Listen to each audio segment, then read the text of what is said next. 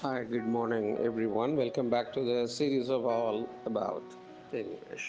இப்போ இந்த ஃப்ளாட்டுன்னு நம்ம சொல்கிறோம்ல, இந்த அப்பார்ட்மெண்ட்டை நம்ம ஃப்ளாட்டுன்னு சொல்கிறோம். அது பிரிட்டிஷ்லேயும் கிட்டத்தட்ட ஃப்ளாட்டுன்ற பதம் இருக்குது.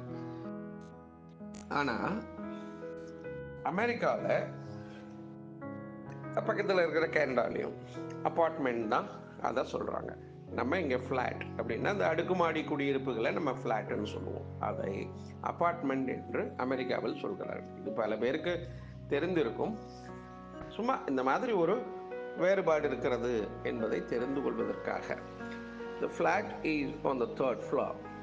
இது நம்ம இங்கே இந்தியாவில் சொல்கிறது. பிரிட்டிஷ்லேயும் இது கிட்டத்தட்ட இதை பயன்படுத்துகிறார்கள்.